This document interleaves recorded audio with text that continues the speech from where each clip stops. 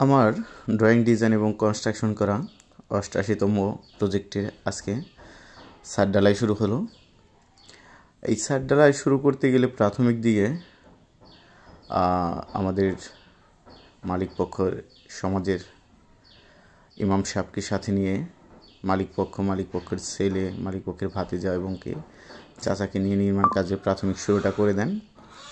আজকে আকাশের অবস্থা খুবই ভালো, চারিদিকে বাতাস বইছে, হালকা রৌদ্রোজ্জ্বল, আশেপাশে কোথাও আকাশে মেঘাচ্ছন্ন কোনো পরিবেশ দেখা যাচ্ছে না। এর মধ্যে আমাদের ৮৮তম প্রজেক্টের ছাদ ঢালাই হচ্ছে।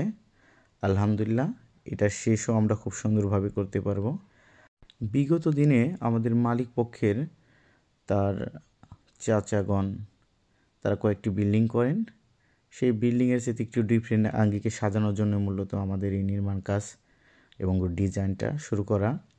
সেই দৃষ্টিকোণ থেকে অল্পের মধ্যে বাজেটের মধ্যে একটি নির্মাণ উপযোগী এবং ভালো মানের দৃষ্টিনন্দন একটি স্বপ্নের বাড়ি তৈরি করার প্রয়াসেই আমার মূলত এখানে কনস্ট্রাকশন তথা ডিজাইনের কাজটি করা। কারণ কয়েকটি বাড়ি আছে এর মধ্যে দেখতে ভালো লাগে, সবার এই বাড়িটির দিকে একটু চোখ পড়ে, সেইভাবে মূলত আমি সিম্পলের মধ্যে একটু সাজিয়ে করার চেষ্টা করেছি। আর আমাদের এই ফ্লোরের এরিয়া আছে হলো ১৬০০ স্কোয়ার ফিট। টোটাল আমাদের পোর্স, কার্নিশ এবং বিলকনি যে স্পেসগুলো আছে সেগুলো দিয়ে আজকে আমার ৮৮তম প্রজেক্টের ছাদ ঢালাই চলছে। আমার এই ৮৮তম প্রজেক্টে গতানুগতিক যেসব সিমেন্ট ব্যবহার করা হয় তার চেয়ে একটু আলাদা ধরনের সিমেন্ট আমরা ব্যবহার করার চেষ্টা করেছি। কারণ আমার এই ছাদ হওয়ার পর আজকে ৪ রমজান, এই ছাদ হওয়ার পর এই ঈদের আগে গাঁথনি করে উপরতলায় আরেকটি ছাদ দেবো আমরা। সেই জন্য এই সেন্টারিংটা তাড়াতাড়ি খোলা দরকার, কারণ এই সেন্টারিং খুলে আমি উপরতলায় সেন্টারিং করে ছাদ ঢালাই দেবো। তো সেই অনুযায়ী আমরা নর্মালি আমাদের একটা ছাদ ঢালাই দেওয়ার পর কমপক্ষে ১৮ থেকে ২১ দিন অথবা ২৮ দিন পরে যে আমরা ছাদ খুলতে পারি, সেই সময়টা একটু লং টাইম হয়ে যায়। লং টাইম যদি হয়ে যায় ওই সব সিমেন্ট আমরা ব্যবহার করি, তাহলে আমরা এই যে উপরের ছাদটা আমরা দিতে পারবো না। সেই সেন্টারিং এর সময়টা কমানোর জন্য মূলত আমরা একটা স্পেশাল সিমেন্ট ব্যবহার করতেছি, সেটা হচ্ছে ঢালাই স্পেশাল সিমেন্ট। এই সিমেন্টটা ব্যবহার করলে আমরা ১০ থেকে ১২ দিনের মধ্যে সেন্টারিং খুলতে পারবো।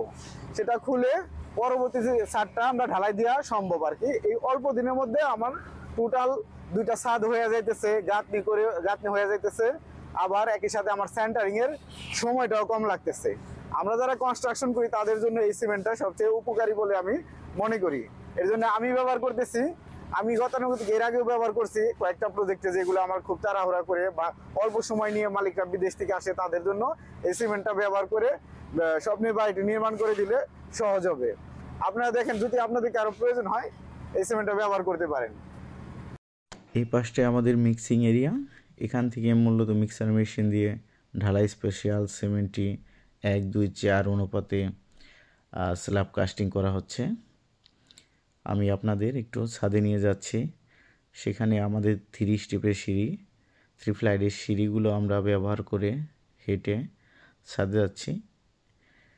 ছাদে আমাদের প্রায় পশ্চিম পাশের কিছু অংশের ছাদ ঢালাইয়ের কাজ শেষ হয়েছে। ছোট্ট একটি গাছে আমের মুকুল দিয়ে ভরে গেছে, দেখতে কি অপরূপ লাগতেছে। তারই পাশ ঘেঁষে আমাদের এই স্বপ্নের বাড়িটি নির্মাণ হচ্ছে ৮৮তম প্রজেক্টটি। ৮৮তম প্রজেক্টটির কর্নার ভিউ দেখানোর জন্য মূলত এই পাশ থেকে আপনাদের নেওয়া, এবং আমাদের এই ৮৮তম প্রজেক্টটির কাস্টিং ফিনিশিং অর্থাৎ ঢালাইয়ের ফিনিশিংটি কী রকম আসলো সেই পরিবেশটা দেখানোর জন্য মূলত আপনাদের আমি এই ভিডিওটি ক্রিয়েট করে দেখালাম। কারণ আমাদের প্রায় 95% স্ল্যাব কাস্টিং হয়ে গেছে। কিছুক্ষণ পরে আমরা সিঁড়ি এবং কর্নার